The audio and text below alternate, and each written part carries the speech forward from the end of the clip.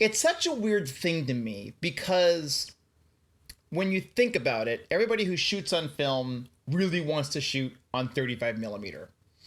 And in this video, we're going to kind of demystify the reasons why and explain the reasons why you probably should avoid doing it at most costs.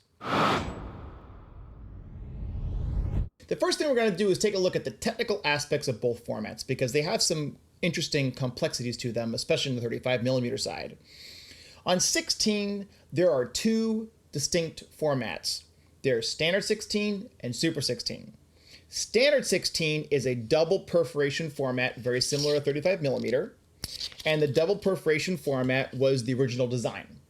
Over the years, when sound became a thing, they took one of the perforations off and stuck a soundtrack there. Now, since they made that film, somebody said, why don't we just increase the image size there and get rid of the soundtrack, and then we have what's called Super 16. Standard 16 stock is capable of working on all cameras of any vintage, but Super 16 stock, because of its single perforation, can only work on cameras from about 1950 and above, depending on if they have double sprockets or not. Now, with 16 millimeter, the film comes in two different ways nowadays. It comes on a daylight spool, and it comes on a 400-foot load that needs to be loaded in a darkroom or in a changing tent. Back in the day, you could get 16 millimeter film on 200-foot loads for the Aton A Minima. You could get them on 800-foot loads for this camera and a couple of other cameras like the SRs, and even 1,200-foot loads as well. So they had a lot of options. Today, we only have two options. So standard 16 is 4:3, Super 16 is a 1.66 to 1 aspect ratio native. Most people map that down to 1.78 like HD, and you lose a tiny bit at the top and the bottom, but it's not that bad. Now, let's switch gears to 35 millimeter and talk about that format. So 35 millimeter is generally a 4 perforation format, meaning that the upper and lower part of the frame is between 4 perforation holes. And that's the format because that's the projection format. And no one has ever messed with the 35 millimeter projection format. It's always been this 4 perforation format since the very, very beginning. And it's a good format because what it delivers is a tall enough and wide enough image so that with the soundtrack on the film, mind you, you can use 2x anamorphic lenses to get a 2.40 aspect ratio widescreen image. That is kind of the modern way of using 35 millimeter.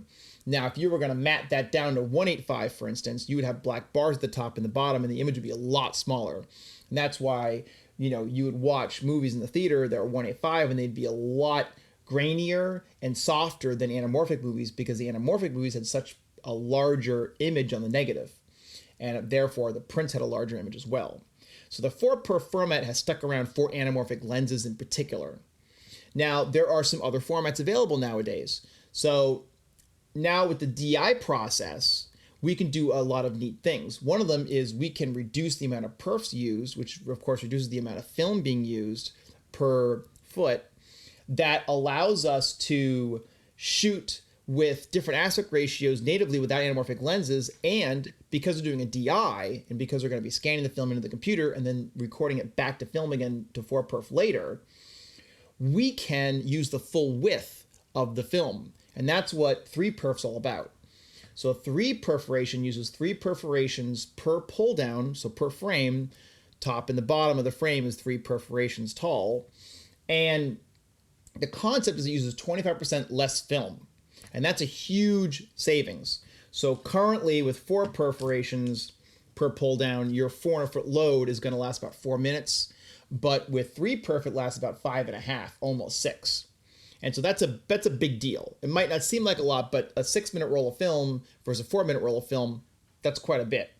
So you definitely gain a lot by using 3 perf, and you get a 1.78 to 1 aspect ratio native frame, which means that if you mat it down to 1.85, you get to move the frame around a little bit up and down, which mats your top and the bottom frame lines, which is really nice. That way, if you have any dirt or any hairs in the gate, they're just gone immediately with the mats, which is super nice.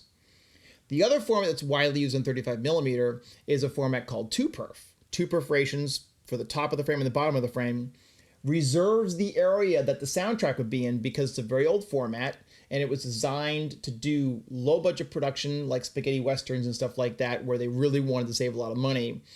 And they reserved the area for the soundtrack because the film was designed to be blown up with two anamorphic lenses, 2:4 for projection. So the film does not use the full width to get a 2:4 aspect ratio, which is quite interesting. Some people don't realize that. So 2 perf without the soundtrack, the full width of it is I think 265. It's a much larger image, and that's really a non-standard. So with 2 perf, you're not using the full width, and you have hard frame lines top and bottom because that's your 2:4 aspect ratio image. So 2 perf on a 400-foot roll of film is about 7 minutes, and most importantly, on a 1,000-foot roll of film is about 20 minutes. So you gain quite a bit of time on a 1,000-foot roll of film.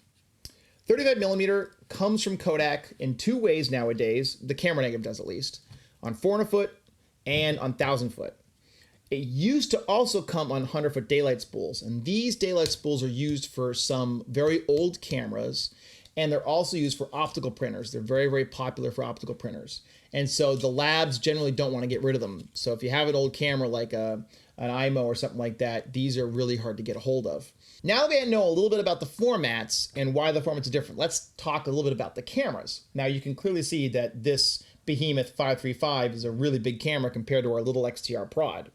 So you have to think about the fact that 30mm cameras are very, very big, and they require 24-volt power in most cases, and they have, huge magazines that are kind of tricky to load, that require a changing tent and a changing bag. It's better to load them in dark rooms. They're kind of really heavy, which means you have to have a tripod that can handle a heavier camera.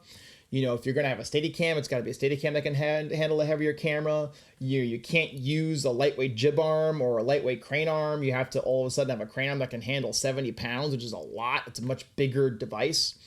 So everything to shoot 35mm is going to cost more. Whereas in an XTR Prod or a 16mm camera, like an SR3, you can use pretty much the same stuff you would use on a regular Alexa because the weight is not so far off.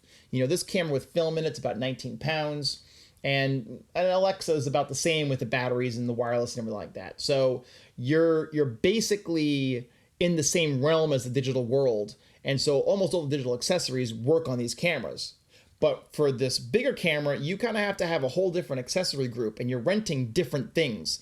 And the things you're renting are more commercial things all of a sudden. So you're spending a lot more money in your rental package to shoot 35mm.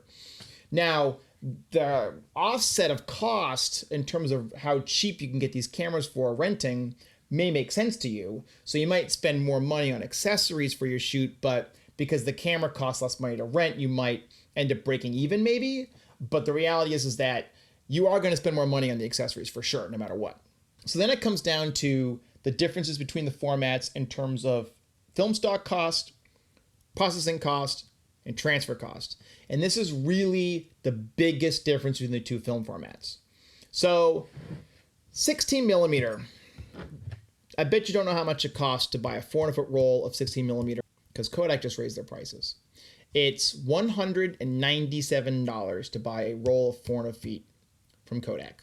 That's no tax, it's no shipping, that's how much it costs. Any of the color negative stocks, that's how much it costs. Guess how much it costs to buy a 400-foot roll of 35mm?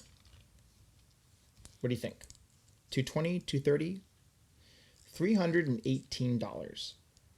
So $318 for, let's just say it's 3 perf, for 5.5 minutes of usable material, or about $200 for 11 minutes of usable material. That's right, folks. 11 minutes on a 400-foot roll of film for 16mm. It's a big difference. That's a big difference. You're talking about almost double the amount of time, basically, between a 400-foot roll of 35mm and a 400-foot roll of 16mm. So that's problem number one. And that's with 3 perf. So then you got to take into account your cost for processing.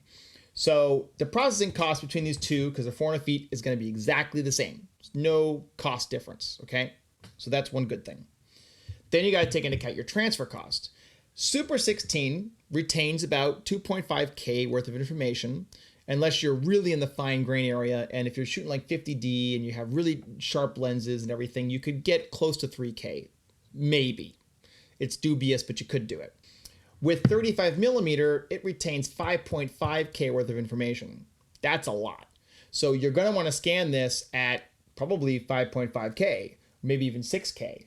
And you're going to want to then downsample it to 4K for your 4K timeline. So that sounds like a good idea, right? Just makes sense.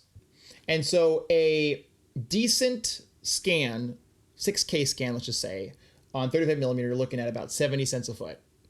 But on 16 millimeter for like a 2.5K scan, you're looking at 35, 40 cents a foot. So all of a sudden, you're looking at almost double the amount of money to scan the correct amount of resolution on 35 millimeter versus the correct amount of resolution on 16 millimeter. And that's a huge difference. Now, you can scan Super 16 at 4K. I kind of recommend it, but you don't have to. You don't have to. And then again, you don't have to scan 35 millimeter at, 6K. You could scan it at 4K and then crop it down to 2 for a finish, whatever. But the point is that you're losing information if you do that. And it's nice to have all your information. So we've talked about the cost difference between the two stocks. We've talked about the processing being the same because it's just per foot. We've talked about the scanning being a lot more. So now let's talk about some other things related to film that some people don't realize. And one of them is you can buy 35 millimeter short ends and save quite a bit of money on shooting 35 millimeter. But you cannot buy 16 millimeter short ends. They're very, very hard to find. The only thing you might find is a recan where somebody might take in the roll of film out, put it in the camera, and then said, oh, we're not going to shoot this, and put it back in the bag again, put it back in the can and sealed it, and said this is a recan. You might find those, but the pricing is very similar to retail pricing. There's not a huge difference in the pricing. But with 35 millimeter and short ends and recans, you can get substantially reduced costs for 35 millimeter stock. So that's one benefit in the 35 millimeter camp, is just having reduced film stock cost. Another benefit of 35 millimeter is that you have a lot less noise. So if you want a really clean and crisp image, 35 millimeter is kind of the way to go. So you can get 16 millimeter to look pretty good. You can shoot 50D or 200T, and you can really get a nice, tight, fine grain. And those two stocks look amazing. They're brilliantly fantastic stocks. I've shot tons of those stocks, and they look great on 16 millimeter. When you push 16 into the 500T range, that's when it really kind of breaks up and gets really dirty and nasty. Some people like that look. That's one of the big divides nowadays, is that people shoot 16 because they want that dirty look. I personally prefer the nice, smooth, clean look. And so that's one of the benefits of 35 millimeter. But then again, one of the detractors is that that clean look looks kind of digital. And that's one of the things that people don't like about 35 millimeter, is that they're kind of like, well, I might as well shoot 16 because at least it looks like film. 35 millimeter is so clean nowadays, it almost looks like digital, So then we get into my favorite subject called field of view. And this is where the discussion kind of breaks more into opinion than technical. And it kind of goes like this. The larger the imagery you have, the longer the lenses you can use to get a similar field of view of 16 millimeter. Does that make kind of sense? The magnification ratio between a super 35 millimeter gate and a super 16 gate is 2 times. So that means a 24 millimeter lens on a 35 millimeter camera is equivalent to a 50 millimeter lens on a super 16 camera. So that's a big deal because a 50 millimeter lens is a long lens. So a lot of people mistakenly confuse the fact that 16 millimeter can't get shallow depth of field. Like it is, everything's going to be in focus. And that's not the case at all. It's just because you can use longer lenses on 35 millimeter to get a wider shot. That's what you're basically getting. So in the end, I think a lot of the problems people have with 16 millimeter can go away if you just know how to work with it. Another subject matter to think about between 35 and 16 is something that a lot of people don't think about, which is called downtime. And nearly all the 16 cameras available on the market are of this quick load design, where you just pull the magazine off, put the magazine on, you keep on shooting. But with 35 millimeter, the cameras are almost entirely threaded. So between every single roll of film, you basically have to open the door and pull the old roll out, and then put the new roll on and thread the camera, and then close the door. And a lot of times you got to clean the camera too. So it takes maybe 2 minutes, 3 minutes of downtime between rolls of film at minimal. That's rushing to do it, but sometimes even more than that. Now, that's great when working with actors. It's great to have that downtime. But if you're in the middle of a scene and you just want to keep on going, 11-minute roll of film, 5.5-minute roll of film, you know? And sure, you can shoot 1,000-foot loads and you can get 15 minutes at 3 perf on a 1,000-foot load, but, that's a much bigger and heavier camera. Much bigger and heavier camera. To me, I look at it and I go, okay, if you're going to shoot 35 millimeter, start with 16, get some good projects done on 16, and then rent a 35 millimeter camera to shoot your short 35 millimeter movie on, and get some experience first. Understand the validity of the format. Because I think once you start using it, you're going to go, this is really cool, but you're also going to go, holy crap, my pocketbook is empty. And what happens is people buy perfectly good cameras and they literally never use them. They sit on shelves, and because they bought them years ago when they were cheap, they just say, oh, it's not worth selling, I'm just going to keep it. And they're just sitting around. There literally are thousands of cameras just sitting around doing nothing right now because people refuse to sell them, and or people think one day they're going to shoot a movie on 35 millimeter. So where it's cool to own a 35 millimeter camera, whoop-de-doo, I'm also like, no. And the reason why I have a 35 millimeter camera, one, is because my 30mm camera is super unique. It's the same size as this thing, and it shoots 400-foot loads only, and it's kind of not really a crystal sync silent camera. It's kind of a hybrid thing, and it's weird. And I love my little Aton 35-3, but it's a little weird kind of camera, and I can't sell it, but I shoot with it, And I've shot a lot with it. I use it quite a bit. I'm the only person who uses it, but I use it quite a bit. And it makes sense for me because I'm a film guy and I shoot with it a lot. And I've got clients who like that camera and who shoot with it as well. So it's worth it for me to own it. But would an average guy, really, truthfully, would an average guy who shoots digital mostly and just occasionally shoots film actually use a 35 camera that they buy? Really? Maybe? And that's kind of my beef with 35 in the long run, is that I don't think so. I think these cameras are sitting around, and that's the sad part about it, because I think that in the right hands they could be used for a lot of projects, but it's getting them into the right hands that's the problem. And a lot of people who have the money to buy a good one, they'll just wait for a good one like an Arri cam to show up and buy that. They're not going to buy one of these anyway. So that's the other problem. You have this snobbery with 35mm cameras, which is, oh, I want the lightest, newest camera.